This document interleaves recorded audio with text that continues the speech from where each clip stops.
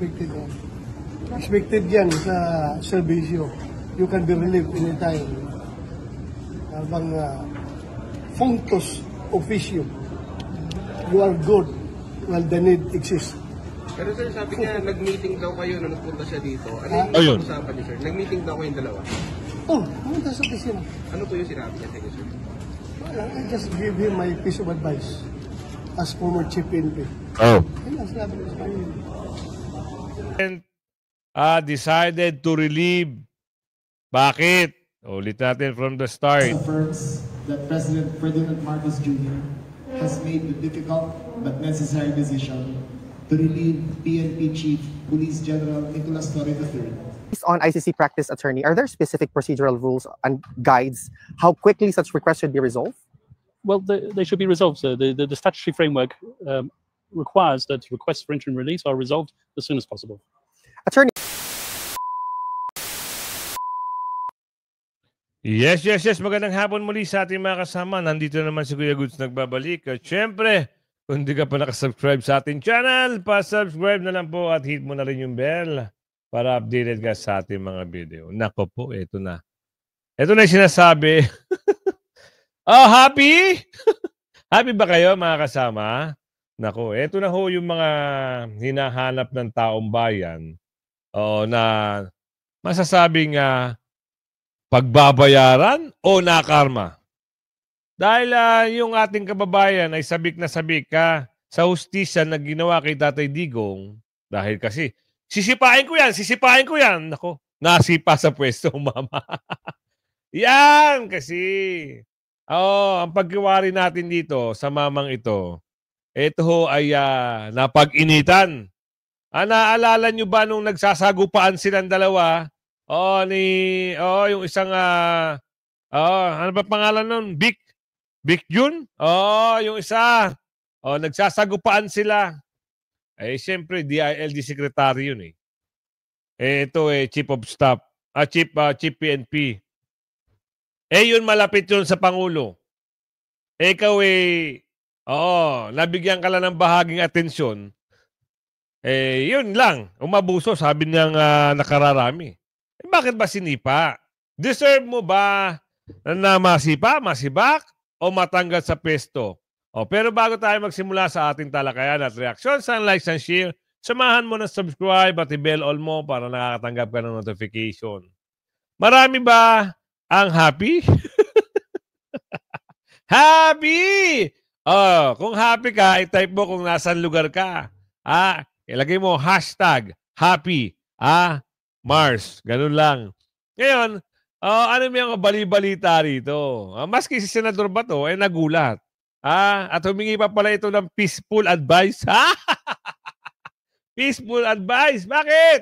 Naku, ito ang problema. Di ba sabi, napag-usapan na natin yan nung mga nakaraan pa na ito ay pagdating ng araw ay hindi matapos ang kanyang serbisyo. Ito hindi pa natin sigurado kung sibak o nirelieve o anumang kahantungan.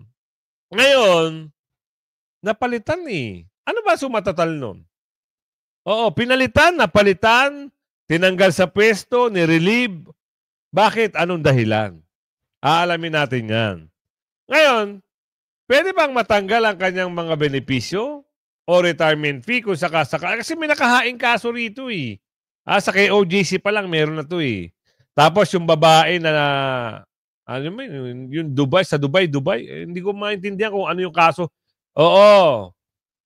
Nako, pwede ho. Kung mapatunayan lahat yun, hindi pa to nakapag-retiro. Yun ang mahirap Dapat inunahan niya ng retirement. Tapos ngayon, sasabakan ito ng mga kaso laban sa kanya. Absuelto ngayon yung retirement fee niya at saka yung pension niya. Ngayon, kung ito ay tuluyan, magkakaso at talaga nang mapapatunayan, plus na sinibak pa, di umano, wala na ang mama. Sigurado. Kung ano yung pinaghirapan mo ng ilang dekada, mababaliwala. No? Hirap kasi. Hirap magpagamit sa politika. Hindi pa kasi nila alam yan Pag kayo nagpagamit sa politika, sira ang karir nyo. Ay mali pa yung napuntahan yung grupo. 'Di ba? Mali. Kung dumikit kayo sa Duterte, sigurado maganda ang karir nyo. Ito yung si Senador Bato. PNP chief, naging senador. Kita mo si General Esperon. 'Di ba? Naging secretary ng secretary siya? Napaganda pa. Ito. Smiyo, ang bilis ng karera mo. From 1 star, 2 star, 4 star, ngayon 0 star. Tuloy na nga natin to.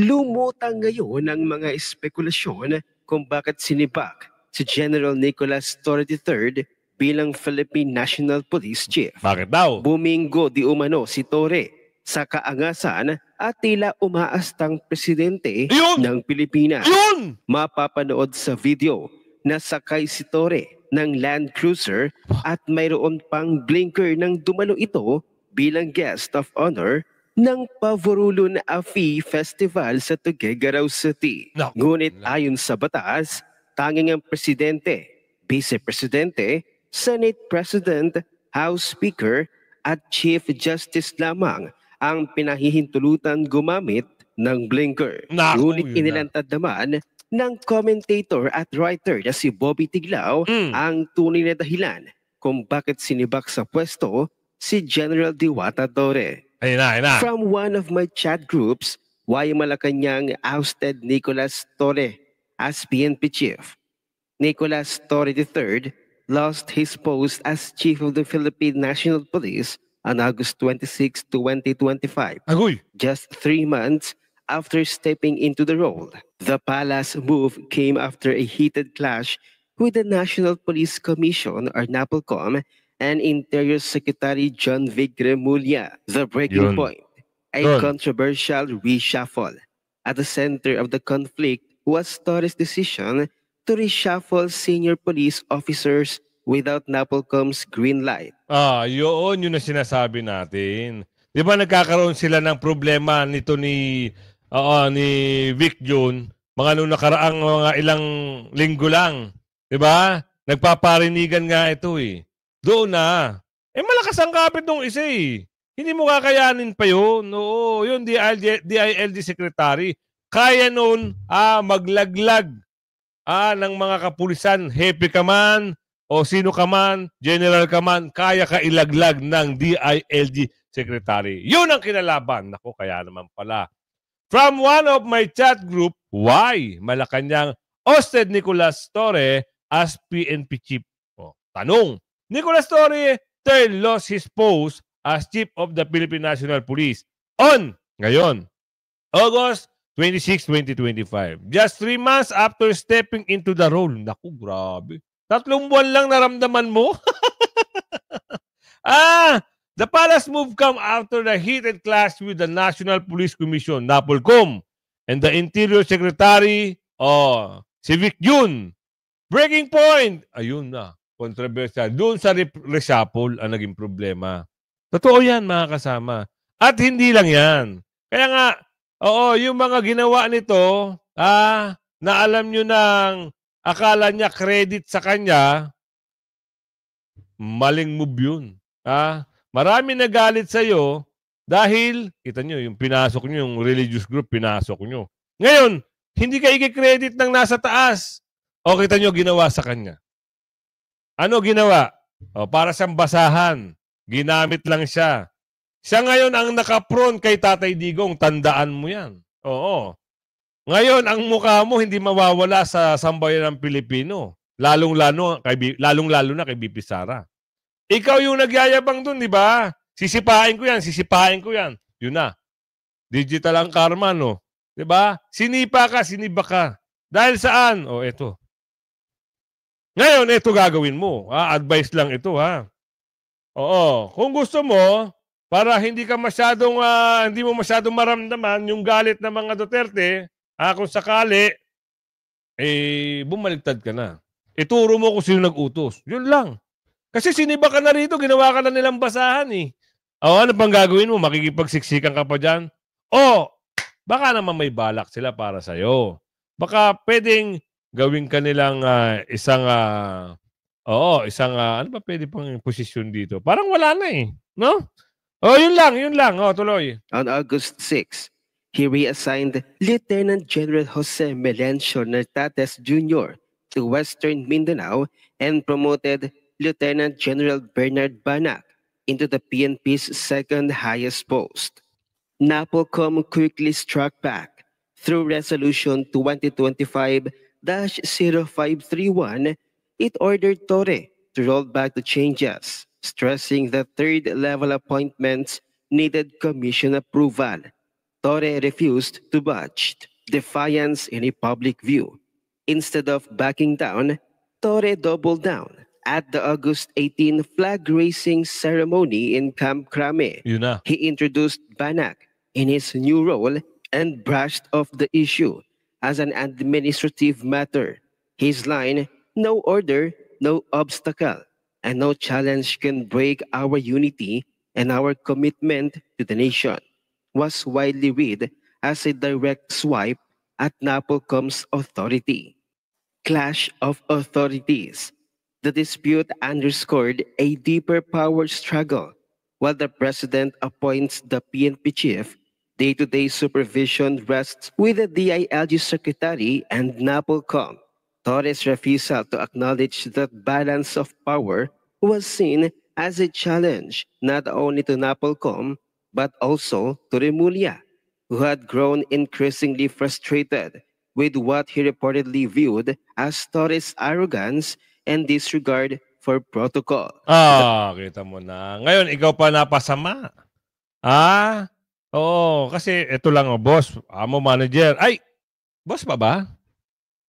Boss, sige, boss, amo manager. Ganito. Paano ngayon yan? Lahat ho ng mga pinagagawa mo, hindi maalis sa mata ng taong bayan at sa utak ng taong bayan.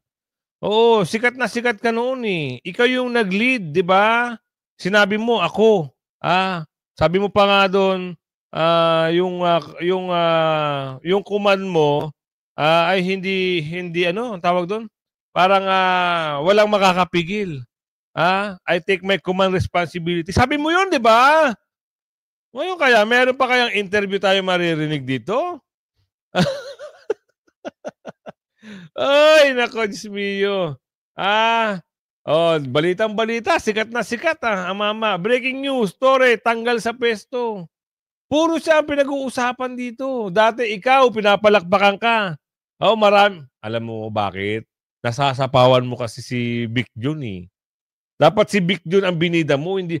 Yun lang ang problema. Baka hindi kayo bate. Baka hindi kayo bate. Anong gagawin natin dyan? Problema yan, pag yung sandamak mong kaso, ongoing na, at nadalit sa politika mga kasama. Yan ang hirap pag yung knowledge siya sa mga politika at ikaw ay meron kang kinilingan, magagawa dyan, ginamit ka nila. Ikaw naman, nagbida-bidahan, anong gagawin mo niyan? Hindi ka naman pwedeng, pag dinimanda ka ni Bibi Sara at mga nagdidemanda sa'yo, hingi ka ng tulong sa DILG at sa boss mo dati. Hindi ka tutulungan kasi ginawa ka ng basahan eh. Ano gagawin natin dyan? Yun lang, hindi marunong kasing analyze ba? Analyze. Basic. Diba? Kung alam mo na ito, kahantungan ito, wala rin. Bakit mo bibigay yung 100% mo? Diba? Dapat, kita mo si General Marbil. Play safe lang siya. Ngayon, walang masyadong isip sa kanya. Nakapag-retiro pa ng maayos. Diba? Ganun lang. Huwag masyadong bida-bida. Ayan, nakuha nila, gusto nila. Ikaw naman, ginawang basahan. Ano gagawin mo dyan? Tuloy-tuloy yung problema na yan. Diba? Comment lang tayo kasi ito na nangyari na ito eh. At ito, hiling ng taong bayan, may mapanagot. Saan? Doon sa ginawa kay Tatay Digong. Hindi man nakuha kung sino pa yung iba, parang pakiramdam ko rito mamaya. Ilalaglag din ito nung nung apat eh. Kung sino yung nagplano, at saka baka mamaya. Kasi nakausap daw ni Senador Bato, itong si General, si former General, Iba ka nagtampo si Vic Jun. Bakit? Ano ba sinabi? Eh, alamin natin dito. Kasi humingi ng tulong. O, to. Expected na yan. Expected na yan. Expected yan sa serbisyo. You can be relieved anytime. Habang functus officium. You are good while the need exists. Pero sir, sabi niya, nag-meeting daw kayo nung nagpunta siya dito. Ano yung Ayun. usapan niyo, sir? Nag-meeting daw kayong dalawa. Oh, pumunta sa opisina. Ano po yung sinabi niya sa inyo, sir? Well, I just give him my piece of advice as former chief PNP. Oh. Ayun ang sinabi ko sa kanya. Yun! Baka doon nga nagkaroon ng problema. Dahil nakipag-meeting at humingi ng piece of advice, eh natunugan ito ni, siguro di umano, natunugan, nagselos. Baka pwedeng isang anggulo. Oh, pero wag na nating isama yun. Liwanagin natin itong issue na ito kung ano yung punot dulo. Sinabi na doon sa isang video, baka yun nga. Ano pa ito? Yung buong detalye. Actually, it just goes to show na kulang forever. Walang forever. The reality sa vision. Anytime you can be relieved, so you have to be ready. Pero sir, may information pa kayo kung bakit siya sinabi? So now, may mga haka lang kung I don't want to speculate further. Bahala na. Kung sila na, ang baka nang dapat ang bigyan ng paliwanag. Hindi na lang natin. Sir, na dapat gawin ng PNP para hindi ma-apektuhan yung mga pulis? Actually, sanay na ang Pilipinas. Yung mga mabilis na turnover ng liderato. Sanay na ang Pilipinas. As Pilipinas ang organization is very flexible. You can adjust, can adapt to mga unexpected na Sir, yung umabuso daw si General Torres. Kaya daw po siya nasira sa pag-a-assign. I don't know.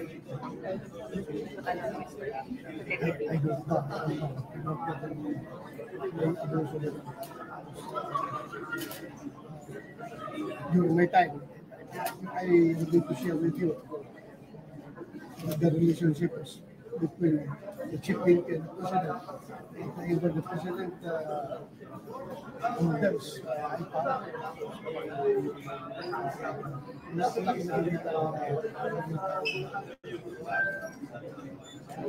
don't know.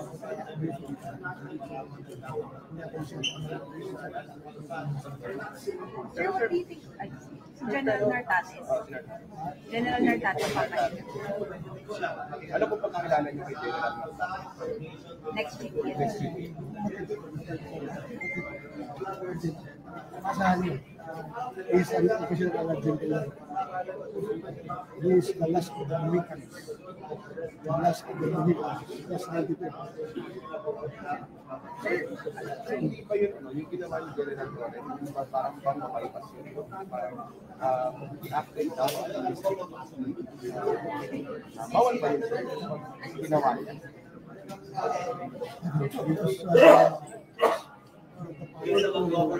With undesignated officers to different positions lies with the chief PNP. It's possible. Pero hindi nyo ginawa yun, sir. But of course, with the clearance from Malacanang. So, clearance from Malacanang. I was given the mantle of authority.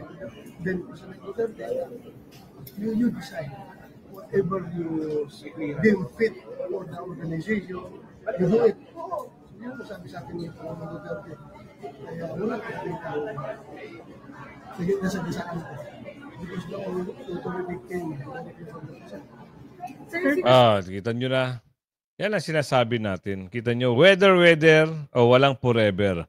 Ang hirap, pag ikaw ay nakulong at ang serbisyo mo ay isang pinapanigan lang, at dapat kasi, di ba sabi nga nakararami, sabi ng ibang magagaling na pulisa, yung ginagamit ng utak ka. Dapat hindi ka partisans. Non-partisans ka pala, sorry. Wala kang pinapaboran. O, anong nangyari kasi, in favor,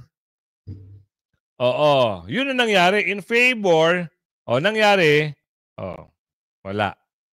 Kung sino yung nakakaharap mo na tinatawag mong boss, hindi ka maharap ngayon. 'Di ba? Hindi ka maharap ngayon. Ang saklap, no? Talagang masaklap kasi ginawa mo lahat para makuha mo yung ranggong yan. In just 3 months, tama ba? 3 months, December, January, February, March, April, May, June, July, August. I'm sorry. March. March siya, tapos pinalitan March. Mabilis nga. March, April, May, June, July, August. In 5 months, nakuha mo yung target na PNP chief. From 1 star to 4 to PNP chief, kaso mabilis din nawala. Kaso, hindi ka na mabango ngayon sa amo mo. So, magagawa dyan, ganyan talaga. Kaya nga sabi, walang forever. Ano ang dahilan? Ito na, magsasalita na. The President decided to relieve Police General Torre. This was ulitin natin, The President decided to relieve. Bakit? Ulitin natin from the start. affirms that President Ferdinand Marcos Jr. has made the difficult but necessary decision to relieve PNP Chief Police General Nicolas Torre III of his duties. The President believes that his national security apparatus must always work within the framework of the law. With the recent developments, the President was presented with the facts, and he determined that the best course of action is to uphold the role of NAPOCON as it was intended by law. As part of this resolution, the President decided to relieve Police General Torre. This was not an easy choice, but it was made in the national interest. The President is committed to ensuring a unified direction and collaboration across all areas in his cabinet, particularly those responsible for delivering security, peace, and order. The President expresses his thanks and gratitude to Police General Torre, as his brief tenure brought new life and energy into the PNP. Nevertheless, the mission must continue. The Filipinos must be safe. To this end, the President has directed the incoming PNP Chief, General Nartates, together with the Secretary of the Interior and Local Government, to present within 1 month a comprehensive citizen security strategy focused on increasing police presence throughout the country and ensuring that every Filipino feels secure in their communities. Ang hirap. Wala na. Pinalitan na ho ang mama. Hindi nyo na mababawi yan kasi, sabi nga the President,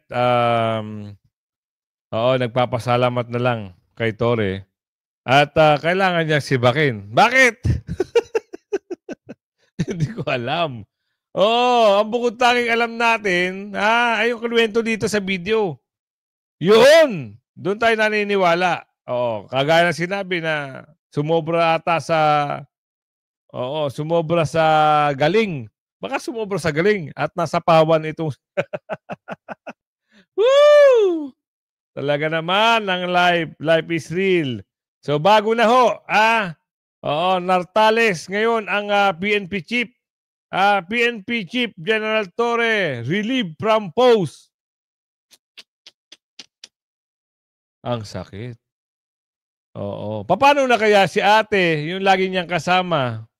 Happy kaya sila? Ate, wag masyado bida-bida. Baka magaya ka dyan sa boss mo. Relax lang. Yung agos ng tubig, wag sasalubungin. Go with the flow lang. Ganyan ang sabi ng magaling at matatilinong nagsiservisyo. Diba? Nasobrahan. Hindi natin alam. Sa susunod, weather, kayo naman. Diba? Be focus on your job. Huwag kayo sumali sa politika. Kasi politika talaga nga ang laro ng mga ano yan eh. Laro talaga ng mga kung ayaw mo matahimik ang iyong oo. Oh.